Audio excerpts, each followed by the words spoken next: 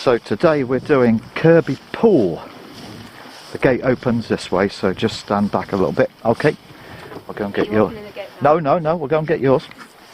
We won't cross the line till we're all together and ready for it. So we're down here at Kirkby Sandside.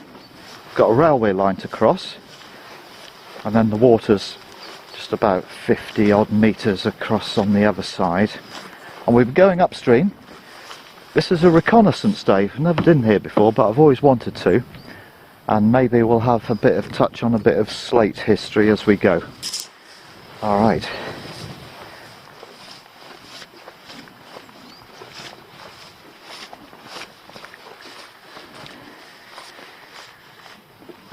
Okay, pop it.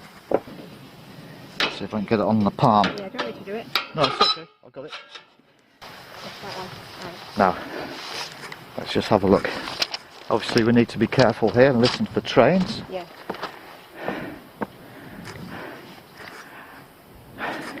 Right, we'll just take the canoes across. We're just doing this in safe little stages. And obviously you want to be very, very careful here to check for trains coming. To the left, to the left. So that's one safely across and out of the road. Okay, pop it.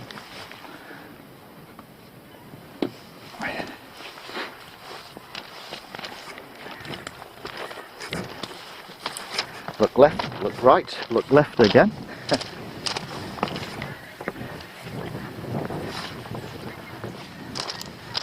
Okay, do you want to get the gate, pop it?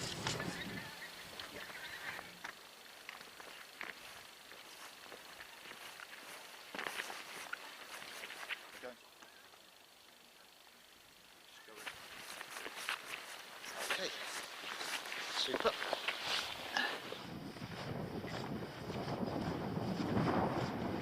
Just dump it here on this little summit. Okay.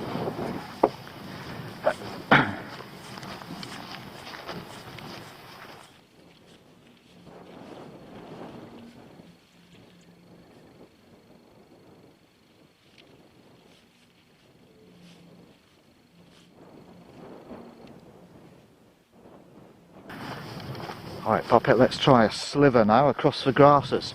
Let's see how that goes. Is that okay? Like a little toboggan?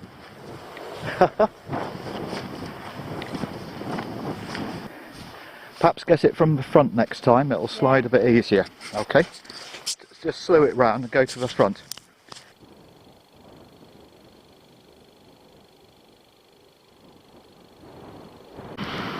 That's why you have to be careful crossing the crossing.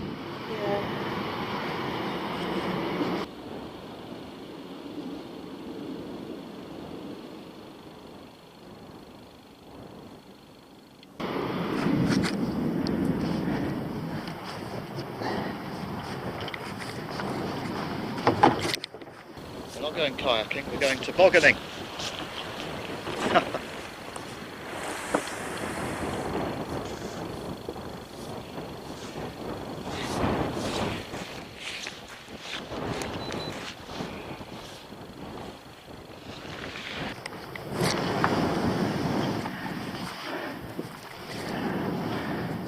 Of course, one should be careful of incoming tides, quicksands and deep gullies. So quicksands is a potential when you're dragging your canoe out to the water's edge. Be mindful. And obviously I suppose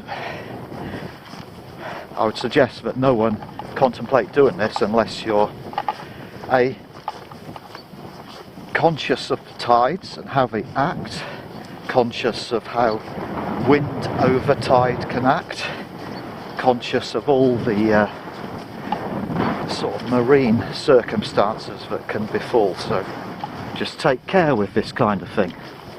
Now you can see the Duddon Estuary filling up out there. It'll pretty soon be pushing the water up. Yeah, it's 8.5 metres today, 8.5 metres at 2:38, 14:38, and we're now, that's 12:45 my watch says, So we're 2 hours before high water. So this is what it brings you to.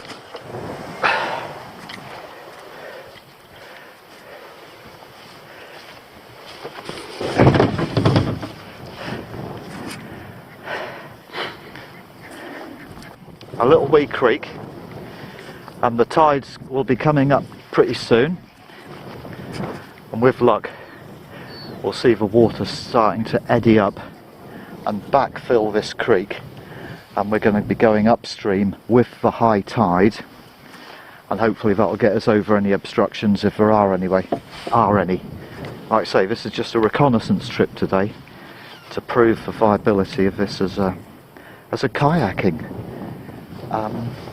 put in place, you know.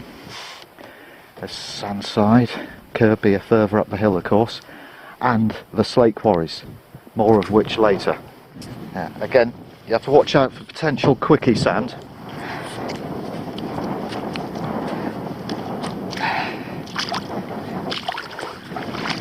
So feel your way with the paddle until you think you can get to a place where you may have buoyancy. I don't think that'll work just yet for us, but it's getting close.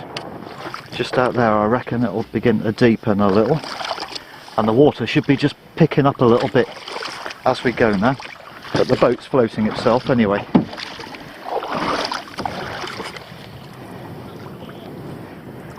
Poppet's just waiting for the water to pick her up.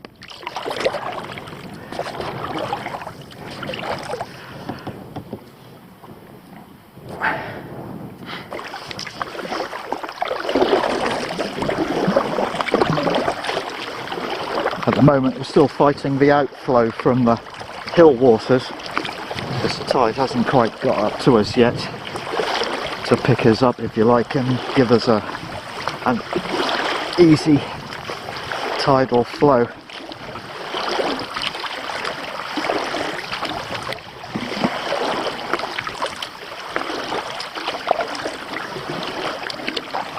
So we're fighting a downstream current.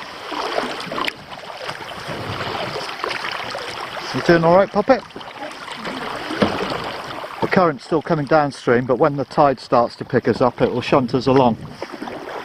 Or at least make it a neutral current, you know what I mean?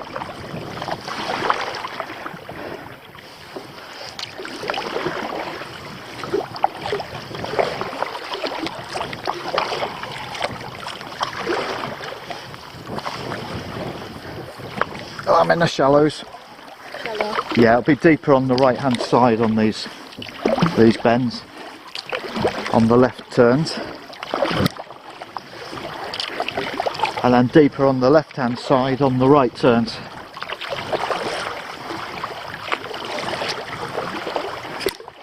Like I say, today is just a reconnaissance mission to see what it's like putting in here and canoeing. But I've always fancied doing it because it's such a windy, S-bendy little creek that it just looks enticing, you know. I was just thinking that previous rain shower was over quickly, and then it starts again.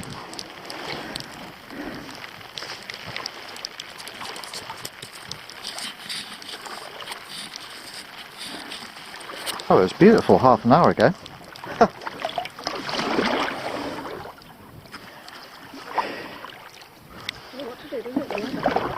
No, it keeps stopping and starting.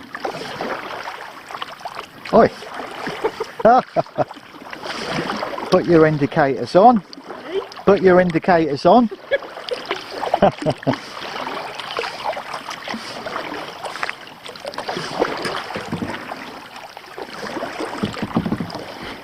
Well, I was hoping the tide would have picked us up by now, but it is only an 8.5, which is quite on the low side, you know, like a 9.5 or a 10 metre tide would give us a real lift and would probably have started lifting us by now.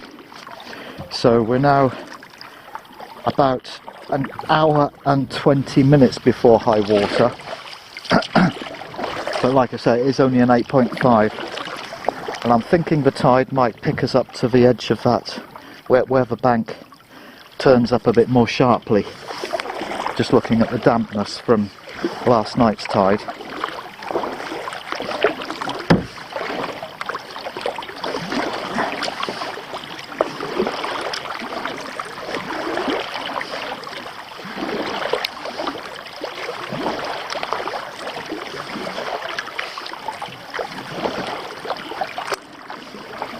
Well, I hope it brightens up again. I'm getting a bit warm in the waterproofs.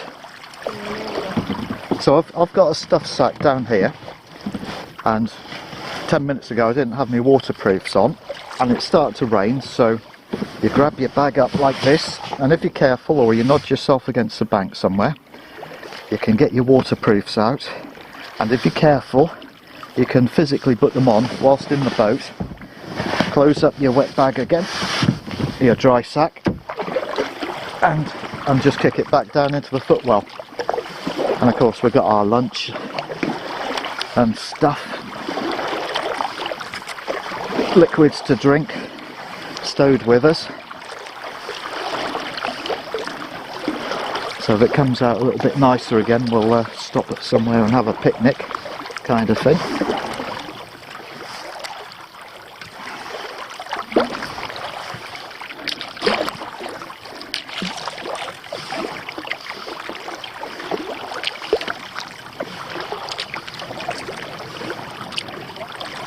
There's the station again with that lovely footbridge, that ornate metalwork, you know, it looks pretty bonny, doesn't it?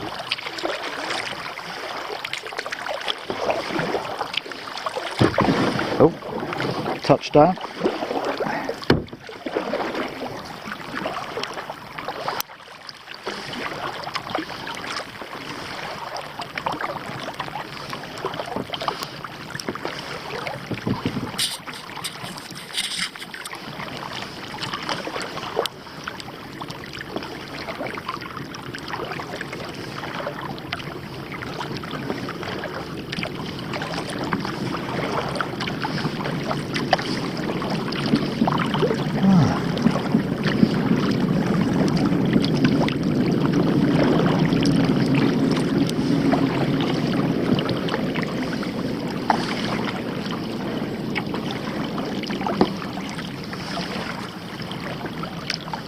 Well, it just seems that the downstream current has eased to some extent, so I think the tide's just caught up with us now, and it's beginning to ramp up the waters and build us up. It certainly feels like less of a push to get upstream now. So we were maybe just 20 minutes too early for this particular tide.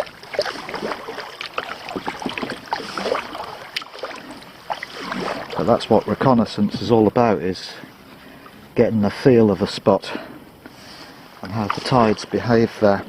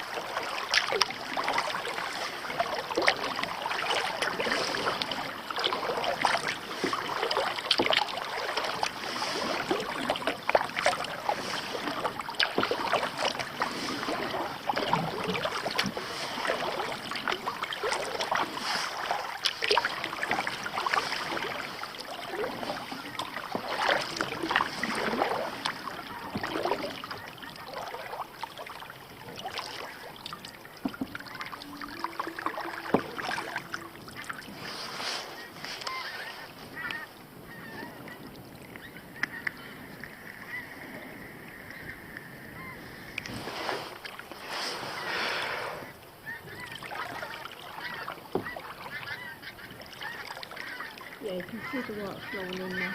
Yes. Oh, bees of ducks and geese, I mean, are beginning to make their migration, I suppose.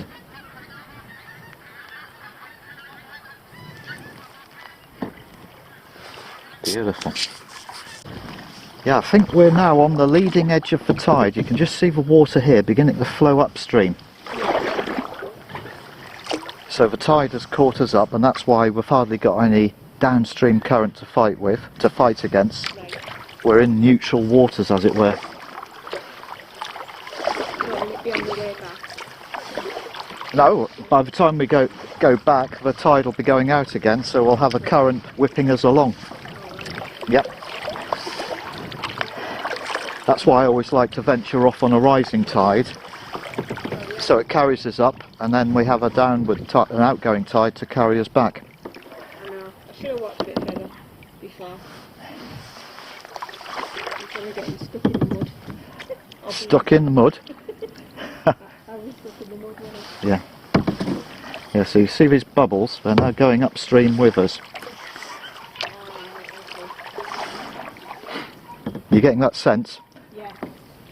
And the downstream current is neutralised by the upstream current. That's why the waters are so beautifully placid now. Yeah. Almost like a standing pond. Yeah. So we didn't get our timing too far wrong. Oh, well. We just had 20 minutes of battling it before it caught us up. Oh, this is idyllic now, isn't it? Still, drift. It's pretty still all the way, really. Not too bad, has it? Yeah. Yeah. So there's the railway bridge a bit further up, and I don't know whether an 8.5 tide will carry us over it, because there's a bit of a sill there, you know.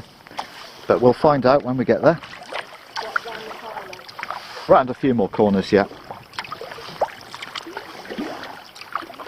Ah. Yeah, now the paddling is just so beautifully easy. Oh, you could just float along, really. Yeah. Exquisite. With your arms around. Ah. And the skies have cleared a little bit.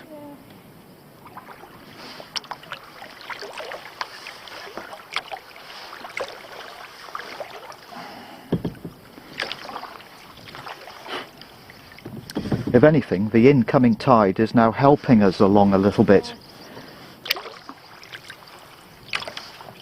So yeah, I'm impressed to see it works with just an 8.5 tide. On a 9.5 tide, it'd be like a toboggan run. Shooting upstream, banking into the corners. Like, was it cool runnings? Cool paddlings.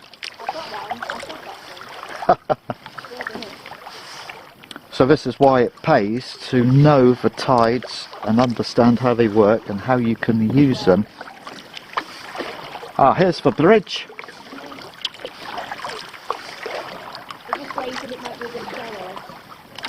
It is under the bridge, yeah.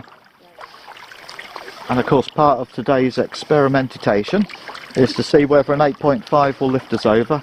If not, maybe a 9 metre will, and I can make that judgment once I've seen it on a high tide, you know. Alright, Granville. Very nice potato. What did you say? What name? Granville. Oh, Granville.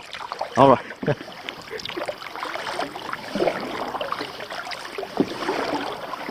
But yeah, we're still in placid waters, so it's still jockeying us up, you know.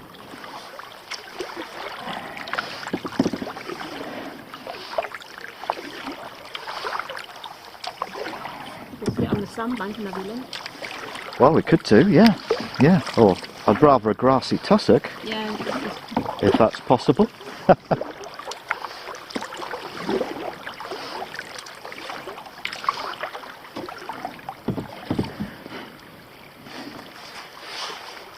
Yeah, so currently there's a little bit of a rapid, Yeah. but if the water just jockeys up another 200 millimetres, Yeah. it'll be clear water across it, kind of thing.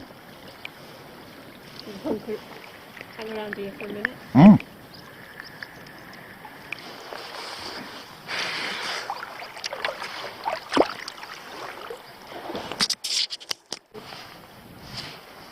No, I'm going to go over there. So, even as we watch, the tide is now levelling up to that little rapid and diminishing it. We've only been here, what, 3 minutes, and pretty much in a minute or two even those little rills will disappear as the water just fills up above that sill line, if you like. So I'm going to go give it a go. And look at this fabulous structure. It's got iron caisson skirts at the bottom here. See this? And I think they're called jet piles, where you squirt compressed air in. Oh, well, that's good. Just come round and enjoy the thrill. There's a little sense of what a rapid's like. But pretty much soon that'll disappear altogether as the water just jacks up. It's fun, isn't it? Yeah. Dodgems. Or you can back paddle, or forward paddle then, whatever. Yep. Yeah, it's disappearing now, look. Just give it another minute and that'll be tranquil water all the way across the top. Yes.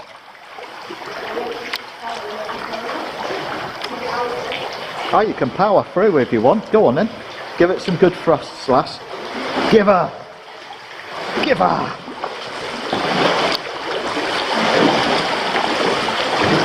Oh, that's quite exciting, isn't it? Oh. Yeah, you can power through just. But of course. Oh, I'll just go back and wait till it levels up. Oh no! It's all right. You'll only be fighting.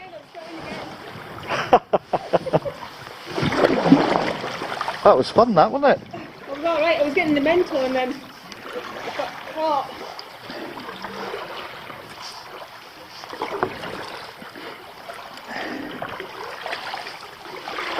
Yes, I think that bridge was built in 1854 when the Furness Railway linked to the the Whitehaven and West Cumbrian line. So I imagine those footing structures quite possibly hail from that time, or soon thereafter if they just started off with timber piles. Here we go, the water's levelled up to here now, and so we're almost in static water. It's just jacking us up. It's fantastic, isn't it? It's like natural hydraulics. But just wait a minute and then we won't be fighting the current. You'd be going back though. Yeah, just wait for the tide front to come up to us.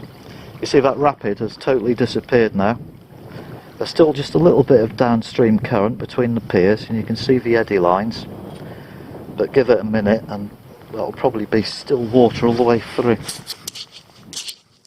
Right, I'm now on the tide front and I'm actually moving upstream.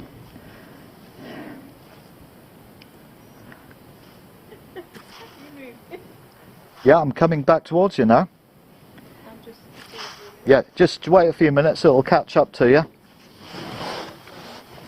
There I go, the eddy lines have almost completely disappeared. And there's a big tranquil lagoon just on the other side of the bridge.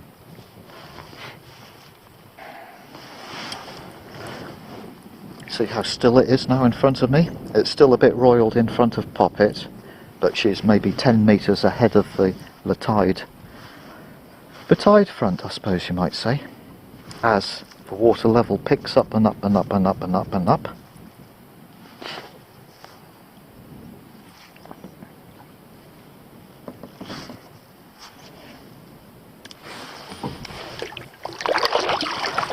Fascinating, isn't it?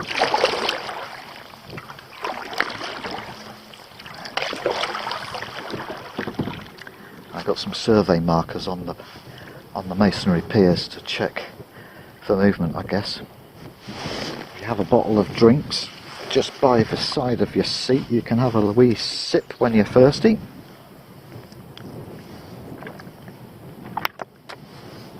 And you don't have to get out of the boat just to roil around behind the seat or in the depths of the bag.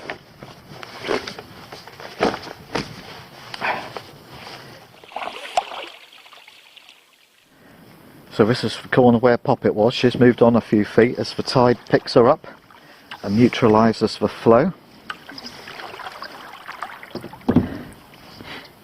Yeah, an 8.5 works, but a 9 or a 9.5 would be better still. So here we are. There's the bridge. Everything placid above it. Beautiful.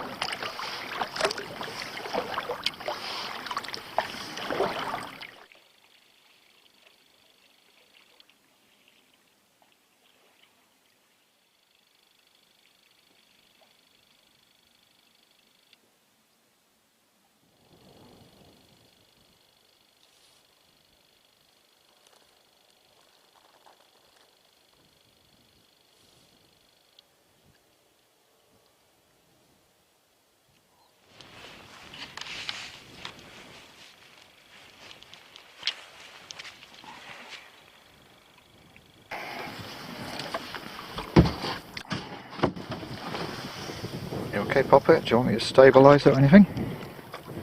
Again, use your pole as a prop. Yep. So wet in the seat anyway.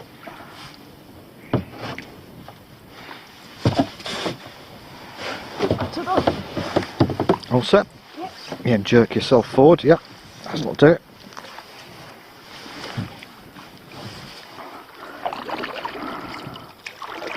Nice. Nice.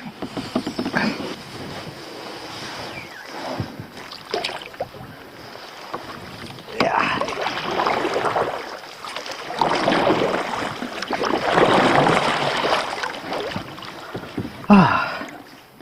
I'm just going with the flow, me. I'm that kind of guy.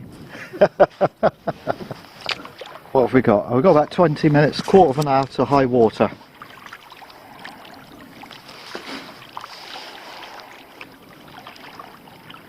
You see how I'm moving along.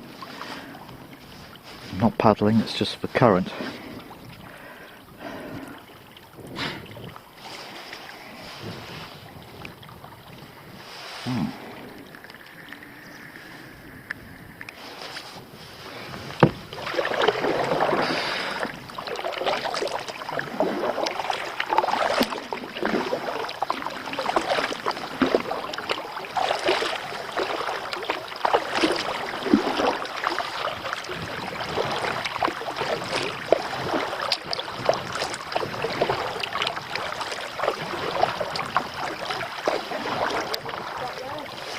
Yes, yeah, there's lots of little picnic benches, so to speak.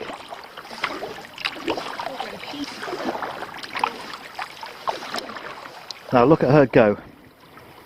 Look at Poppet go.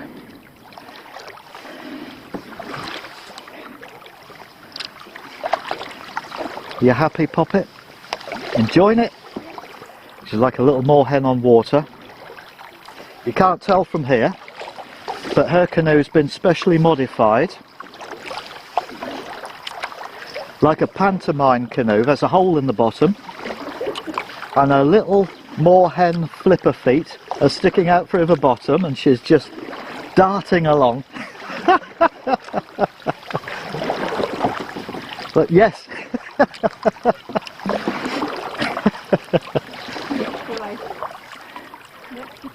Yeah. Ah, it's just lovely this, isn't it? Beautiful.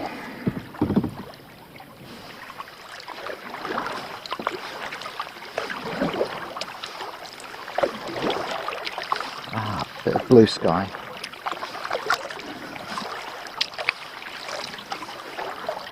What the hell? That sheep's thinking. What the bloody hell are those things? They're otters, mate. Otters. Don't be shy. I just love these sweeping bends. Beautiful.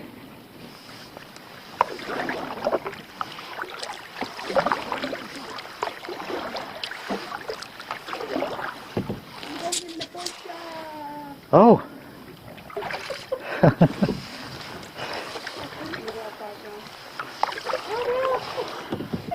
What first attracted you to all the reeds?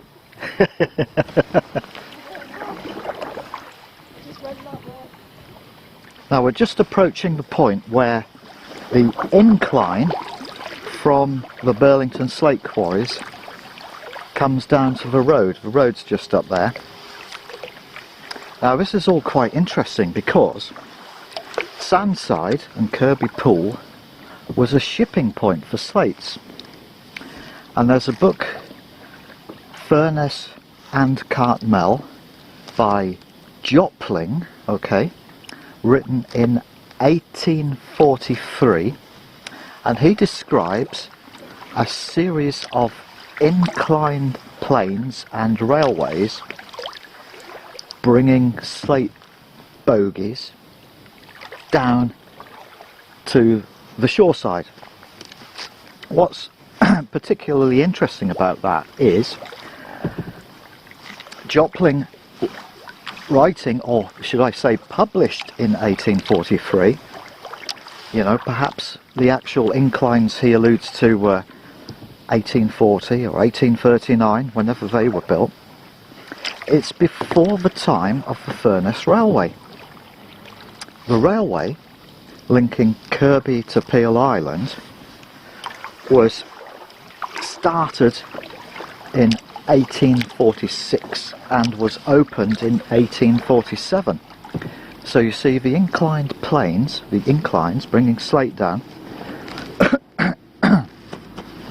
was at least 5 years before the railway was even there. So there are accounts of shipping of slate from Sandside round to Cartmel, and I think that's from, what's the guy's name? I'll forget it right now. The name eludes me just this second. And a manager of Burlington Slate Quarries itself, the slate quarries up there, a man called Jeddies, I hope I've pronounced that right, or Jeds. He wrote a book in 1975 called Burlington Blue-Grey,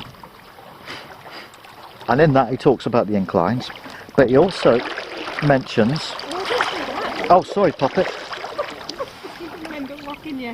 He also mentions an allusion to railed inclines existing as far back as 1809.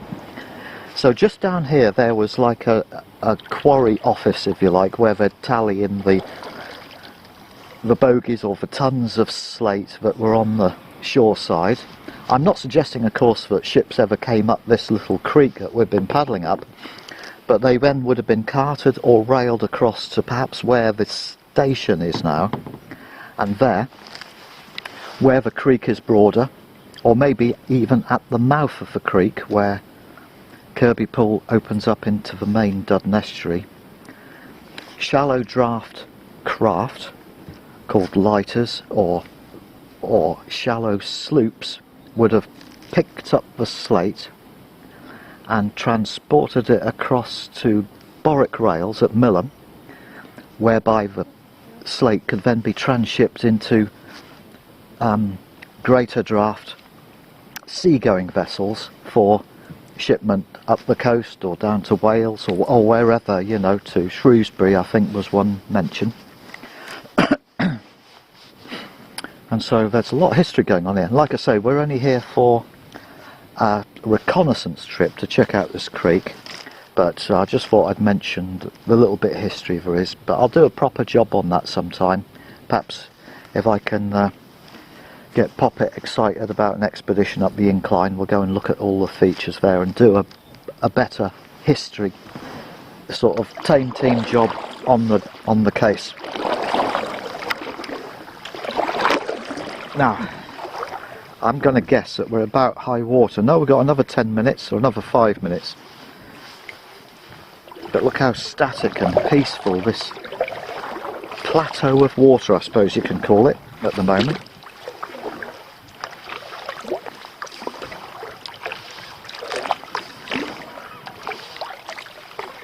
And now we've done a reconnaissance on this creek, maybe we'll come back and have a more of a full bore exploration sometime, because it all seems to check out and work nicely. Ah, there's Chicken Creek. It's Chicken Creek, Poppet. And some ducks. Oh, yeah. Oh, look at them all. Oh, don't do that. Don't do what? Don't make me laugh. Oh, don't make me look.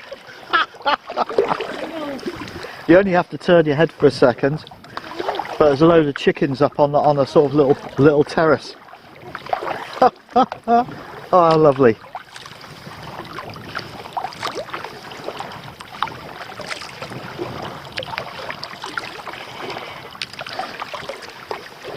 And we're just about to sort of...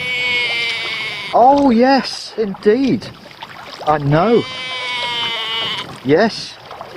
You're damn right, mate. Not seen one of these before, maybe. All the sheep seem a bit surprised. What the holy heck they're saying? What the heck is that yellow thing?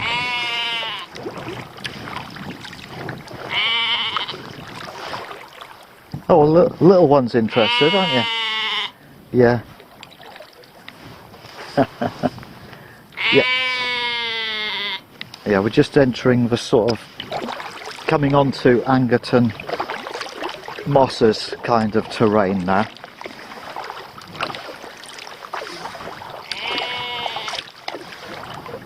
And I don't know how far we'll get before the tide begins to fall away, and then we've got a current to contend with if we continue upstream. But like I say, just reconnaissance. We're just checking out the job, seeing what the deal is up here.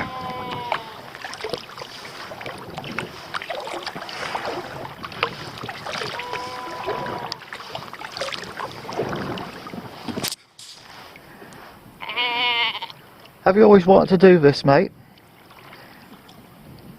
Go canoeing?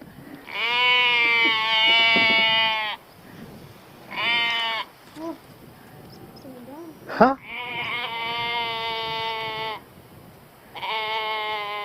Okay. No, I understand.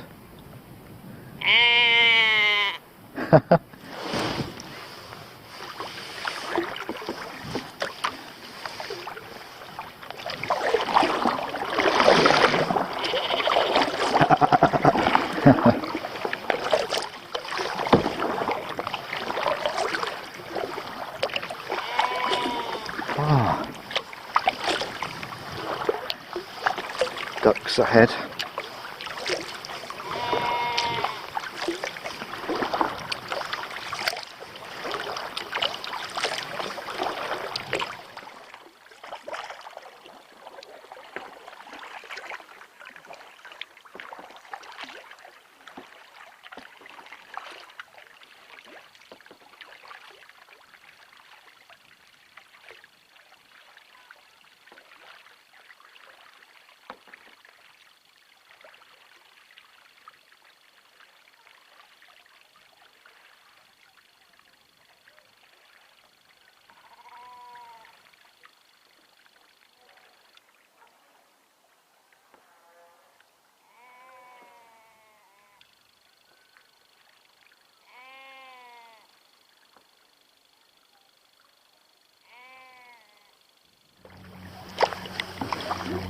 Blue skies! Look at that opening up above us.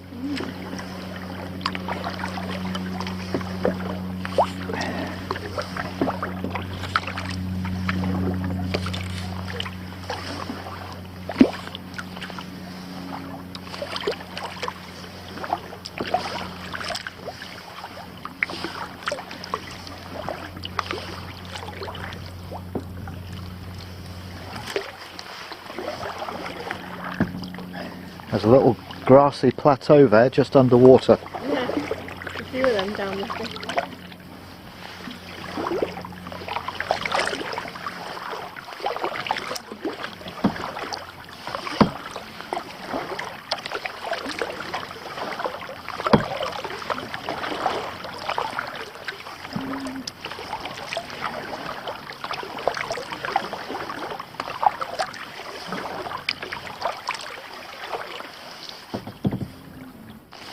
That's Sheep Creek, and you don't want to get stuck up it.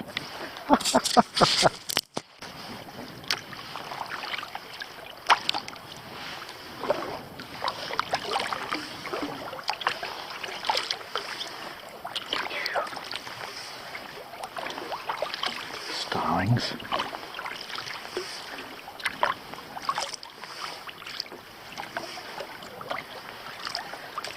Just look at that, the mountain ranges beyond. That is beautiful. Wow. Par excellence. Oh my God! Oh, sorry, Mr. Duck. Oh my word! Dear goodness. I was just pausing to admire the splendour of the landscape. Yeah. Oh, cripes. I had my film on then as well.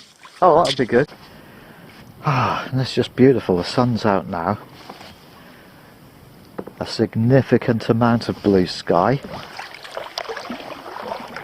Glimpses of mountain. Oh, look, a swan. A swan.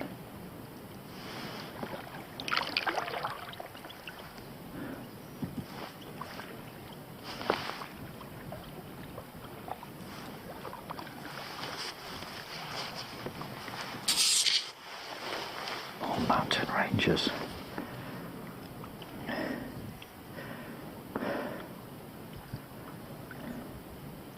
think that's probably white coombe. No, it might be black coombe actually. Can't get me full bearings without seeing the full horizon. Wow, wonderful.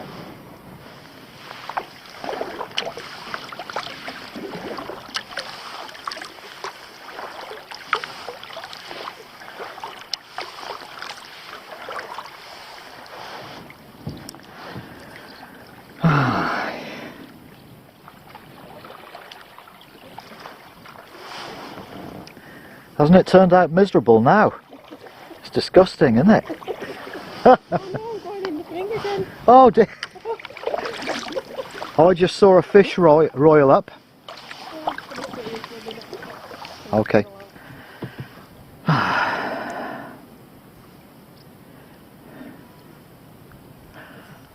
So this is the track stroke road to Watham Hill and Foxfield across the Angerton Marshes. So should we call it the Marsh Bridge?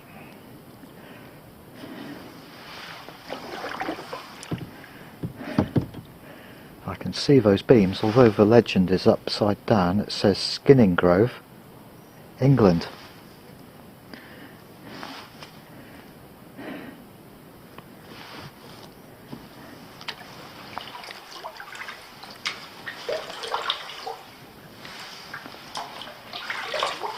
You can see the current beginning to push us back down now because the high tide has fallen away.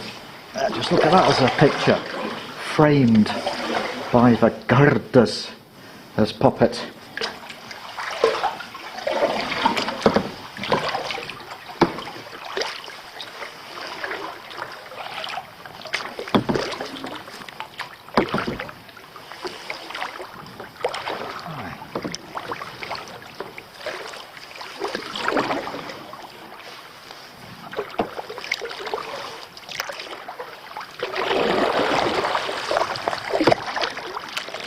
Oh, it's turning a bit creaky now, or ditchy I suppose you might say. Yeah. But if on a higher tide we'd have more width that way as the water flooded up, you know. So bulrushes, or reeds. Oh, reeds, aren't they?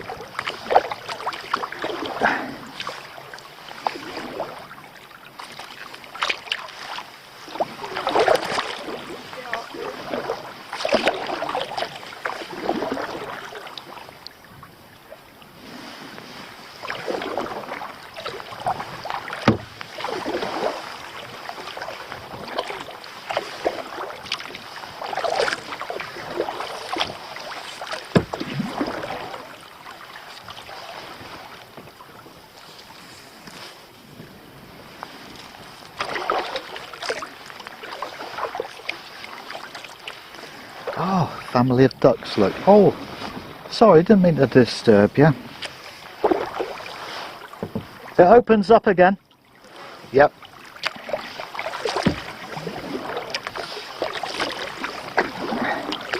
I think we'll be turning round fairly soon.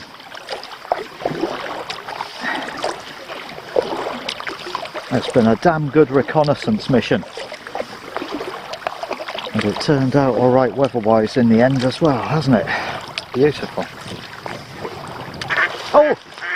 Again! Alright mate, alright, don't fuss. Don't fuss, don't fuss. God, I can startle you when they come flying out of the old bushes.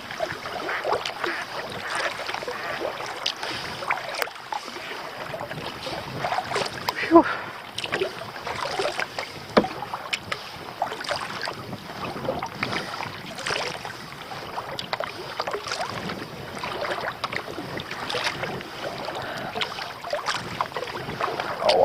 Just as a landmark, we're near a farm building. I like to see the swan up there around the bend. It's been keeping itself ahead of us.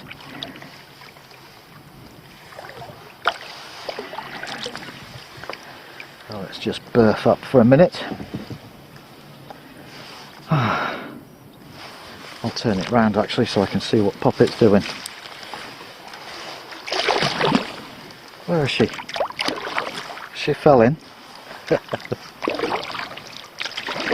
No, there she is.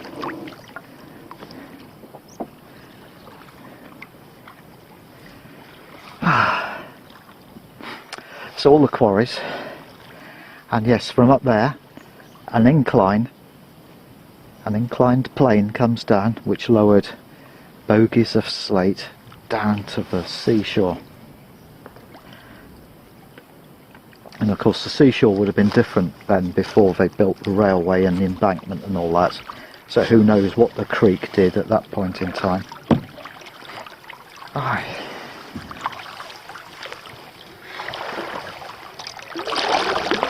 Should we call it a day here, Poppet, do you think, or are you?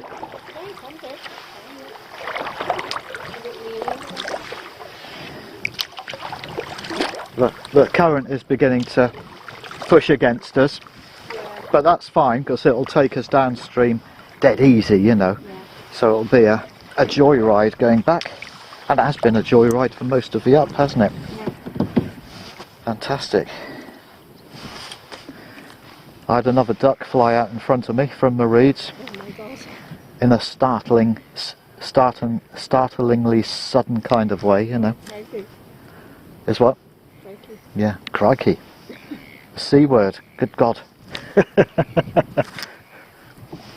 Well, that's been a cracker of a Sunday little trip, hasn't it? Pardon? Yeah.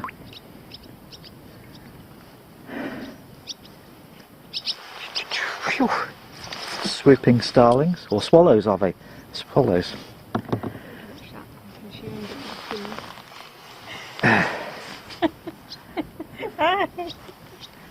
Yeah, it's the current doing its work.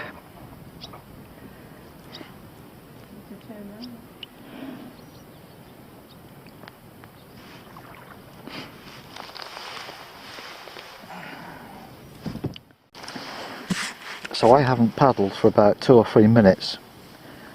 I'm just drifting with the flow at, you can see the rate.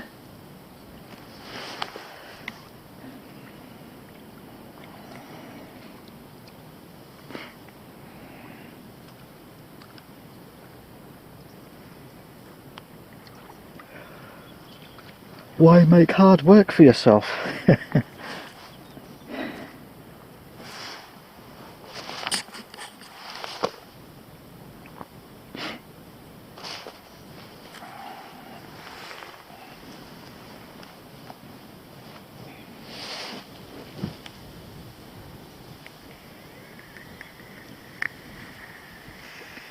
I'll just steer the bow out, hopefully. Not taking a paddle stroke, but just influencing the direction.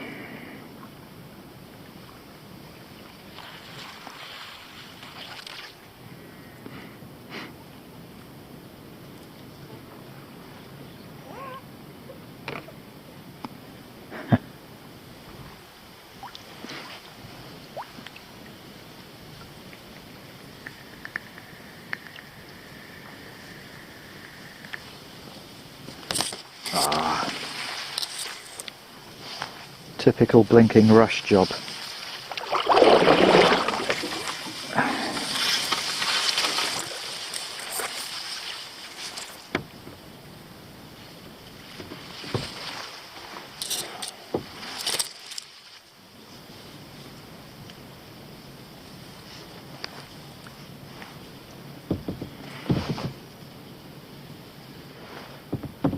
What time is it now? 3:10. And high water was at 2:40 or something like that. 2:38 I think it was.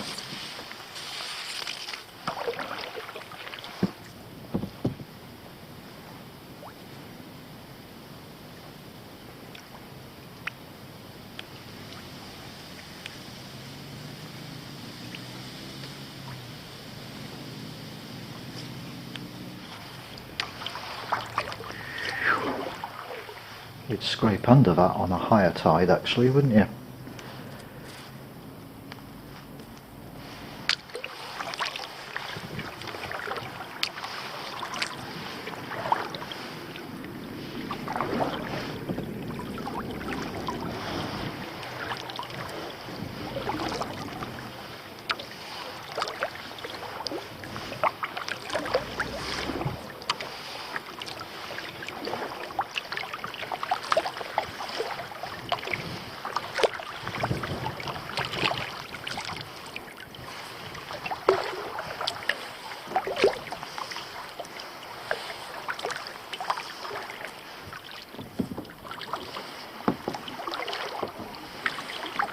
Now just there by that white house and angling up the hill is a stone walled structure, and that is the incline leading from the quarries up there, coming down at a gradient of, I don't know, 20 degrees or whatever it is, down to the shore side, the slate depot if you like of the. So yeah, I'll just get out the zoom camera and zoom in on it when I can get the boat lodged up somewhere. Maybe in these reeds.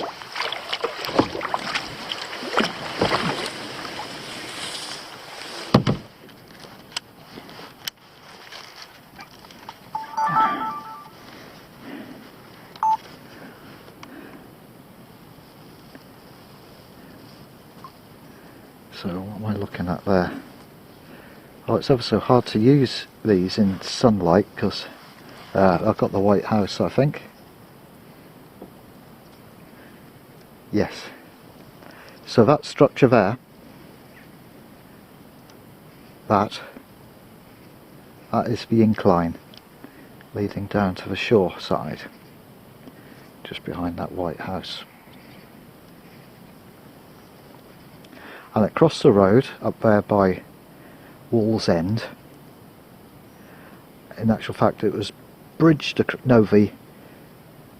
me think, I think the incline bridged over the road at that point in time and then went on up the hill to the quarries up there, bringing the good slate down.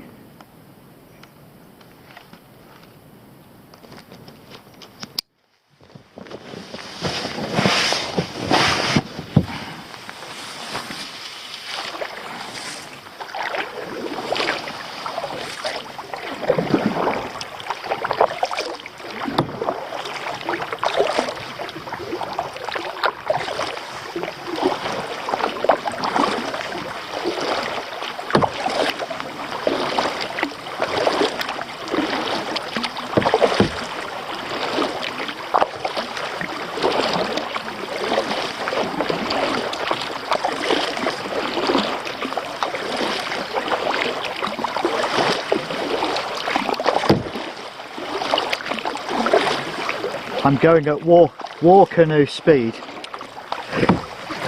Hiya, hiya, hi. Too blinking hot. Deary me. Phew. Roasting.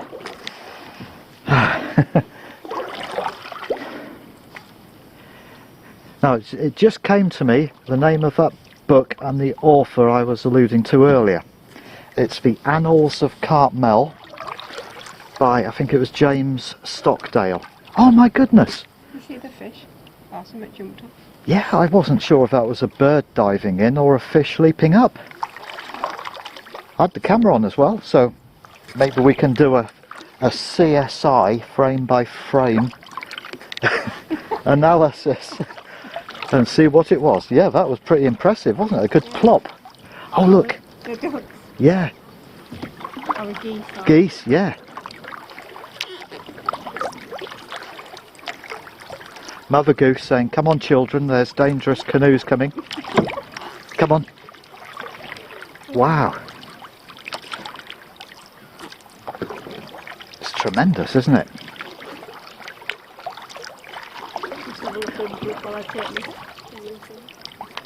So there's Chicken Creek. And here, down here is the Goose Walk.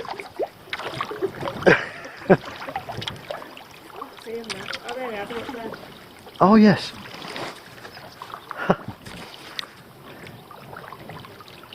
Ah, marvellous.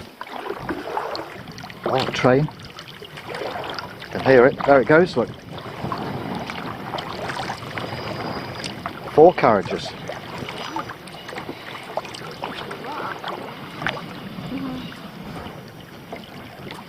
Pushing the boat out today. Yes, indeed, yeah. Oh, we're pushing the boat out as well, literally. I keep calling these canoes, but of course they're kayaks. It's just habitual with me. Let's go canoeing kind of thing, you know.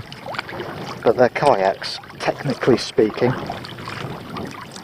But these are good little boats, these otters, because for this kind of thing, creaking, because they're short enough where you can turn around when it gets to a sort of tight, nippy little dead end.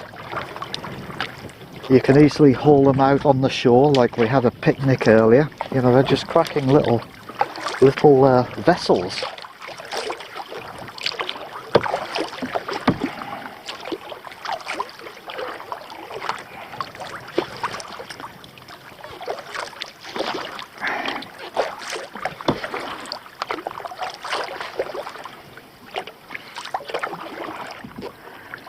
All the sheep seem amazed. They're sort of, what? What the heck is this?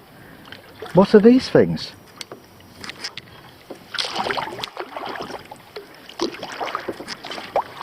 They do seem pretty astonished, don't they? It's not like oh, it's, you know, another bloody bunch of canoes. I see them every day. Yeah. I don't know how many people do come canoeing on here, but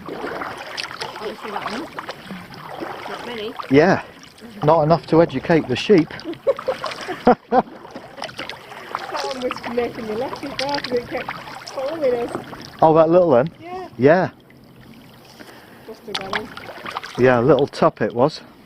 2 dragonflies. Alright, yeah, I saw them, yeah. Yeah, they're mating or something. Whoa, where is it? Oh, come over to me. Come over to the yellow thing. So I can get you close up.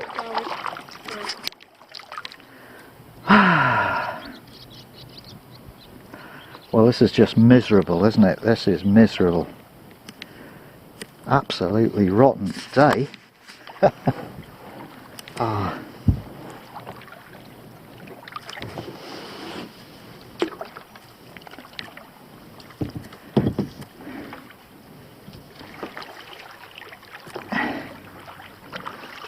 Yeah, with the sun glinting on the water, just looks quite attractive, you know.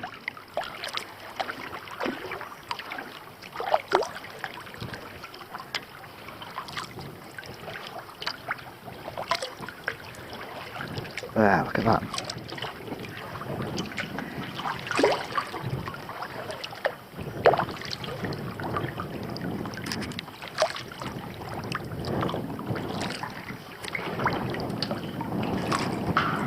made from gutters.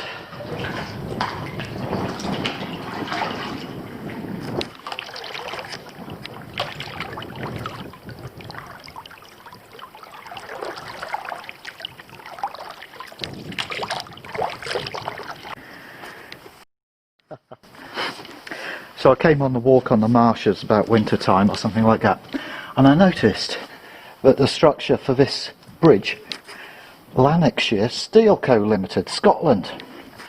So I was thinking how wonderful it would be to imagine that these steel or iron sections, steel, it says steel, actually came to here across the viaduct at Bowness-on-Solway, where we had a holiday last June.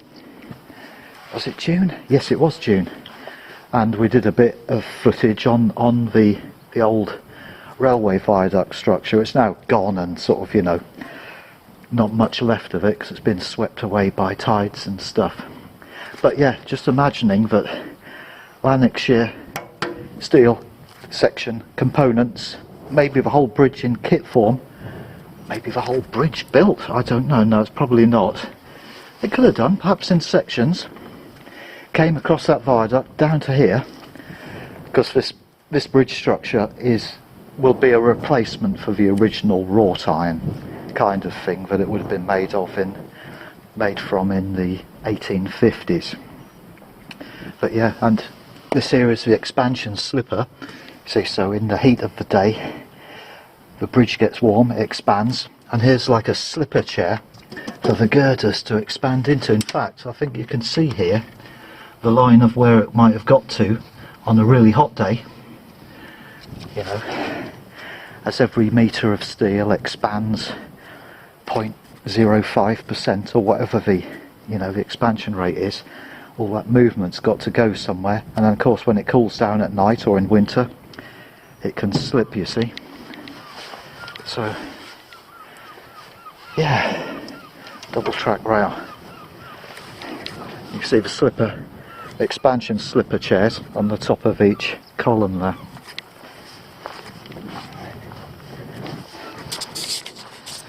Ah, lovely day.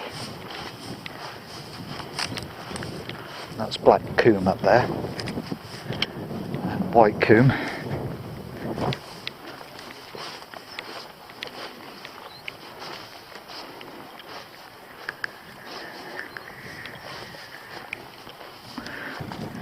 And just for the contrast, this is what the bridge looks like on a 9.8 metre tide.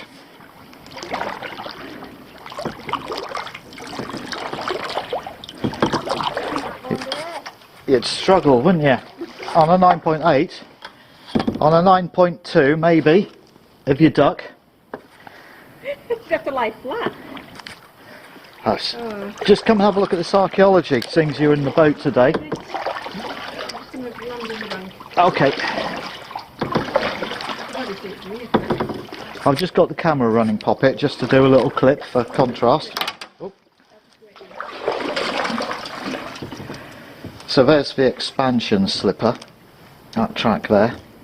And we're, yeah, Lanarkshire Steel Co Limited, Scotland. Riveted structure. So that dates it, you know, to, what should we say? Before the prevalence of arc welding, so it could be up to the 30s and 40s, 1930s and 40s. I'm guessing. But of course it might be older than that. It might be 1910 for all I know, you know, when this structure was put in.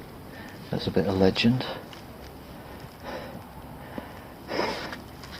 Yeah, it's good. 9.8 metre tide. You can see it's just dropped off half an inch because we're 5 minutes past high water, and it's just beginning to back off by 12mm. Anyway, we're going to pull up here and have lunch so we can find a dry bit of grass. And this is Kirkby Pool on a banging high tide. It's oceanic.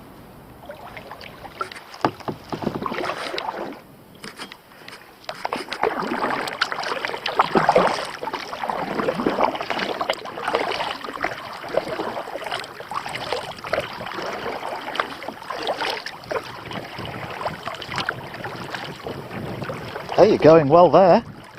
Wow, hey, you're developing a stroke. Destroyer speed. Marvellous. Wow, look at that go.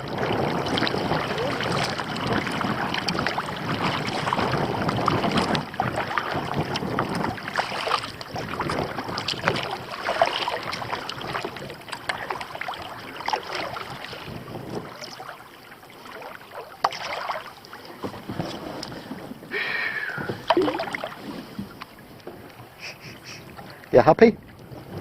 Now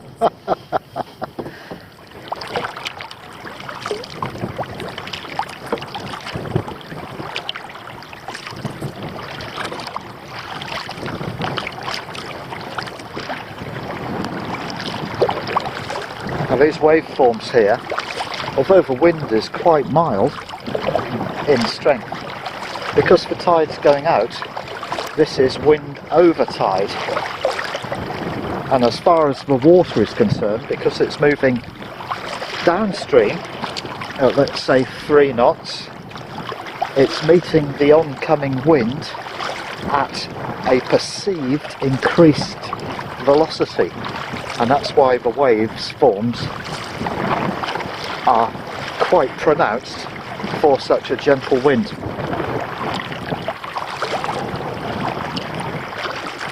I was going to hug the other bank, but there was some quite significant wave chop to cross at a funny angle to get to it, so I opted for this bank just out of necessity really. But at least we're meeting the waves sort of in a head-on situation rather than broadside on.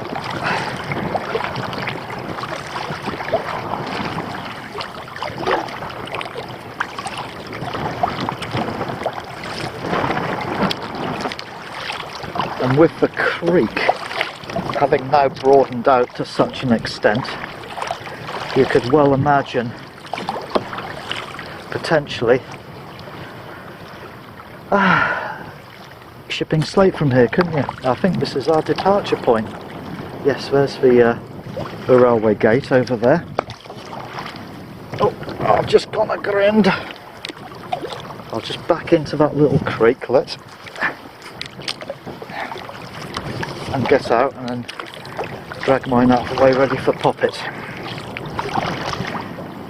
See if that works any well. Let's just see.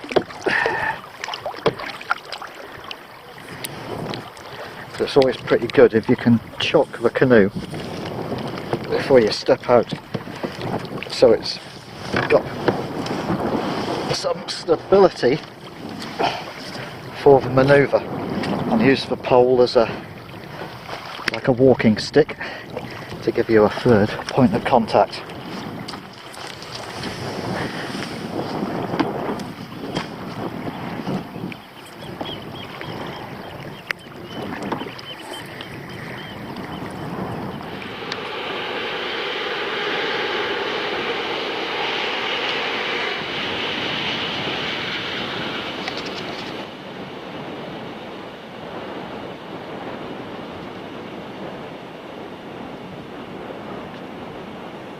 Stop, look, listen. That's why.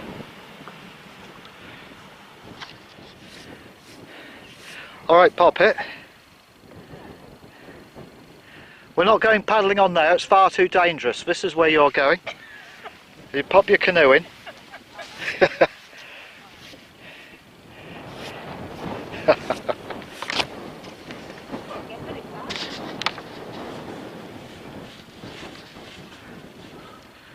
Duddon Estuary. Dunner home. Roanhead Point in the distance.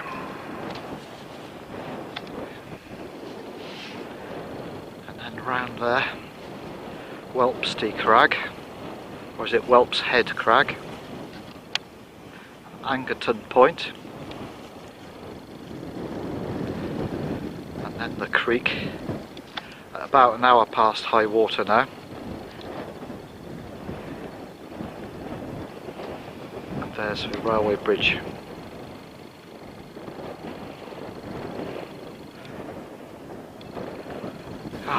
marvellous. It's been a good day.